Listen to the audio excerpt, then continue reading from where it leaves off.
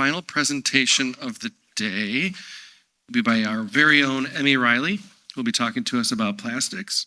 This is Emmy's 6th time presenting, and if I could figure out how an iPad works, get Emmy's timer set up. She is our energy engineering lead at Cyclone, and perfect. She will also be doing a Pecha Kucha style, so take it away, Emmy. Thank you. Can you guys hear me? Okay, awesome. Great. Well, when I researched this, it made me pretty mad. So hopefully I don't end on a sour note for everyone. All right, so I started wanting to research this when the nanoplastic study from Columbia University came out in January of this year, where it talked about how there's 10 to 100 times more nanoplastic fragments in bottled water than we previously thought. They found that through new testing methods. Nanoplastics are really small. They're like 1/200th of a width of a hair. And then in April, there was a Lawrence Berkeley lab plastics emission study that talked about how 20 to 31% of the remaining carbon budget by 2050 could be taken up by plastics production if it keeps going at the rate that it currently does. And as a reminder, the remaining carbon budget is the total amount of CO2 that can still be emitted in the future while limiting global warming to a given temperature target, and that is typically thought to be 1.5 degrees. In a less optimistic scenario, it's more like 2 degrees, but 1.5 is what we're shooting for. And if you combine those two things, the plastic productions with the emissions that they're going to do, the UN Framework Convention on Climate Change says that doing that would put the Central Paris Agreement of staying under 1.5 degrees Celsius out of reach. So it's one thing to come for our health and our turtles, but to have plastic, something that I feel like we're not really talking about with these emissions, potentially come in and derail all this progress that's being made by decarbonizing buildings and cars and power plants, the work that we're all in this room working on. That was a bridge too far for me. It made me so mad. And so let's warm up with some fun facts that I found while researching. In a VHS versus beta twist, the first man-made plastic was actually a bioplastic. It's called Parksine, and it was made of cellulose from wood or cotton, originally in the 1860s in England. These all start getting less fun. So in a World Economic Forum report from 2016, it was estimated that in 2025 or next year, there would be 1 ton of plastic in the ocean for every 3 tons of fish by weight. But in a business as usual scenario, by 2050, there would be more plastic than fish in the ocean. From the Columbia University study on nanoplastics, that first slide, a surprising fact was in bottled water, you might think that PET, which is what the bottles are made of, would be the most common plastic in the water, but it was actually polyamide, which comes from the nylon filters probably that's used to purify the water in the factory. Lightning fun facts: more than half of the plastics that have ever been produced were in the last 15 years or so. Packaging today accounts for over 30% of all the plastic that's made. And that packaging its life is less than a year. It's going to come into the stream and go away, get thrown away in less than a year. And Coca-Cola is responsible for 11% of all the branded plastic pollution that there is. That was shocking to me. The plastics industry also imposes all kinds of costs on society that it doesn't have to pay, like greenhouse gas emissions, air pollution, and waste collection.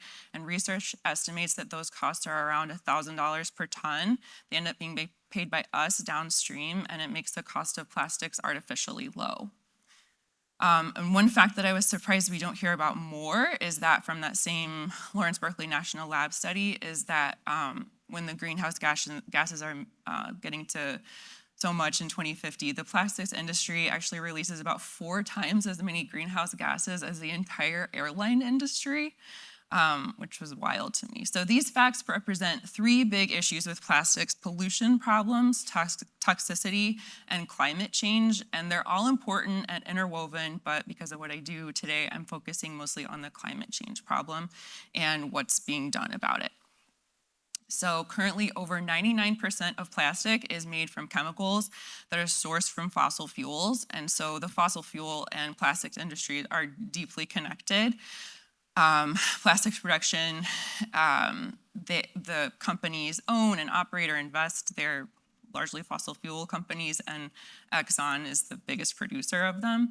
And fossil fuel companies see plastics as a saving grace or a plan B as we start to decarbonize in other areas. So from 2020 to 2040, BP expects plastics to represent 95% of the net growth in demand for oil.